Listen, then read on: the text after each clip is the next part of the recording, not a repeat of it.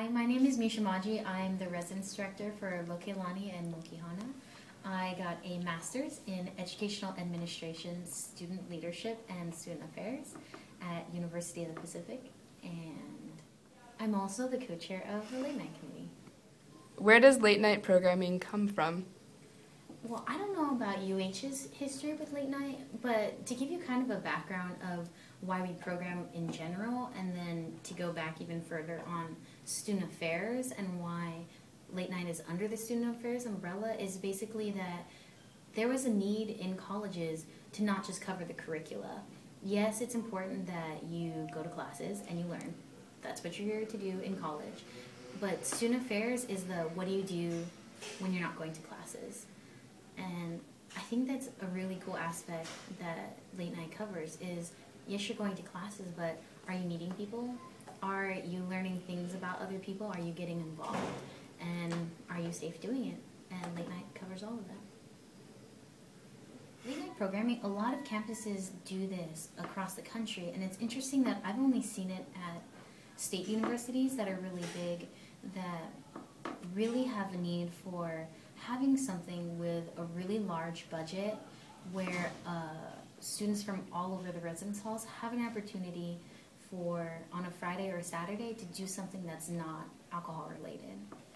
So its main purpose is basically to make sure that students have somewhere to go where they don't feel they have to drink. And I think it's really interesting being a hearing officer for judicial cases and sitting in these cases with students who say, you know, I don't even drink, and I didn't drink at this party, but I was here because honestly there's nowhere else for me to go and there's nothing else to do, and for me to actually go and be social with somebody, I do have to sit in a room with alcohol even though I don't agree with it. And so it's really nice to be able to have $50,000 to play with for students to have the opportunity to do something really cool and engaging, and then also educational at the end of the day. Yep. Hi, my name is Chelsea and I'm an RA in Mokihana. How do you feel your role has changed as a leader being an RA compared to how you were just a student last year? I think it's definitely made me a lot more responsible because I need to make sure that I can manage my time well. Well, being an RA has definitely made me a lot more outgoing than I used to be. I was always kind of like ashamed of making a fool of myself, but now I've gotten to the point where I kind of don't really care what other people think as much, which I think is a good thing. And it's also helped me to think on my feet. I'm Carter. I'm an RA in Mokihana. I'm here to answer a question for Lexi today.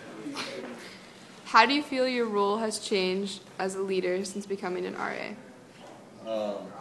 My role as a leader since becoming an RA has changed in that I definitely have a lot more responsibility overseeing not only myself and my own goals, but also overseeing a lot more people, not only the residents on my floor, but in the building and throughout the housing environment. I have to be on top of it. I really have to be there when the residents look to me for leadership, for guidance. Hi, I'm Miggy Torres, and I live here in Lokelani on the 3rd floor, and Lexi is my RA. What do you think of late night programming? Late night programming is a great alternative, like for us kids to go to, and to get us out of trouble and whatnot. And there's always like really good games and whatnot, and activities to get us like kind of involved for once, with the other freshmen to get to know other people. Hi, I'm Lisa and I live in Lokelani. Christine and I also live in Lokelani. How do you guys feel about late night programming? It's really fun. You get to meet new people and do certain activities.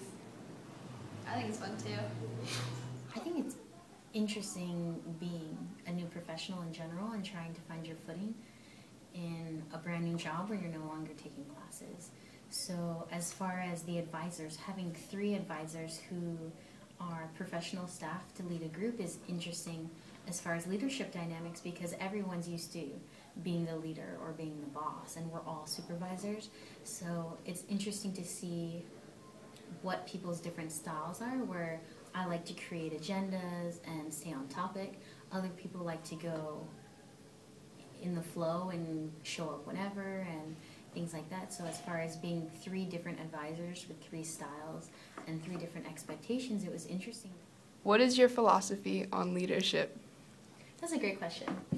I think something that's really interesting that you can look up is Strengths Quest. And so it comes up with like hundreds and thousands of different options of kind of what your leadership style is. And I guess to go off of my philosophy, it's really interesting. You have to take this question within like 10 seconds and see, and there's thousands of options. And so one of the ones that I got is individualization. And I think it's really important to know that I think that's a core value, because I really believe in equitable leadership. What that basically means is like, yeah, I'd love everybody to have shoes, but I'm not going to be consistent and give everybody the same shoe. It's like one size fits all. It's like I'm going to give a shoe that fits each individual separately. And so that's more of my leadership style of I'm not going to be the same with every person that I say I supervise.